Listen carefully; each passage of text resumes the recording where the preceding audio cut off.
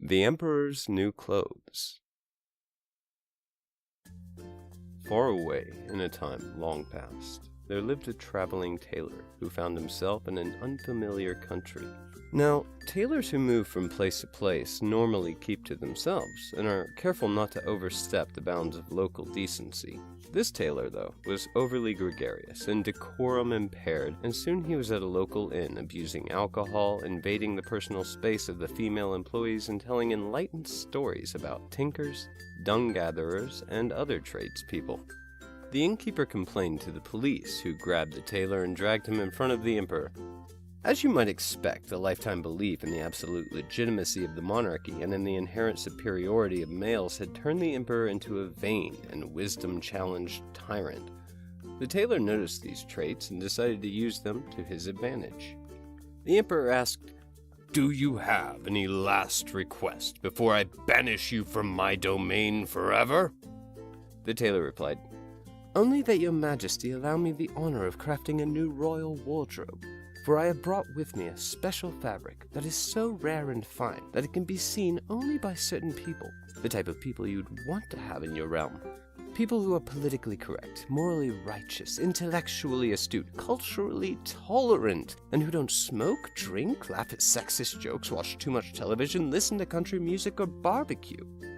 After a moment's thought, the emperor agreed to the request. He was flattered by the fascist and testosterone-heavy idea that the empire and its inhabitants existed only to make him look good. It would be like having a trophy wife and multiplying that feeling by 100,000. Of course, no such rarefied fabric existed.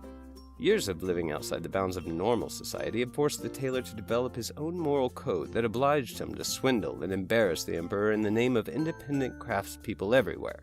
So, as he diligently labored, he was able to convince the emperor that he was cutting and sewing pieces of fabric that, in the strictest objective sense of reality, didn't exist.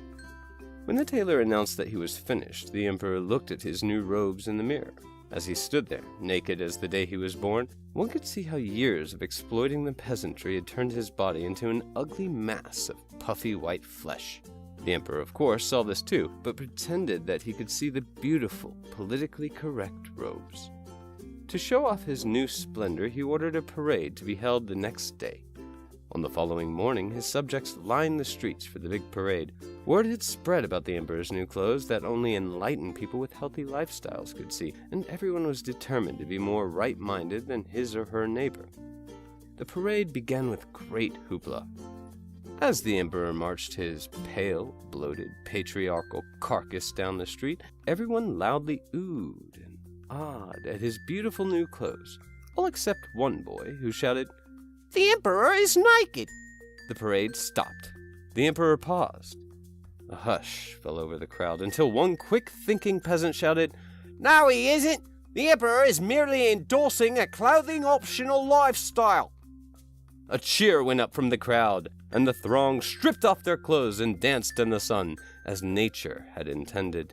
The country was clothing optional from that day forward, and the tailor, deprived of any livelihood, packed up his needle and thread, and was never heard from again. The end. Hey, thanks for watching, and if you like this video, go ahead and hit the like button, it helps out the channel. And make sure to tell me to kill myself in the comments. See ya!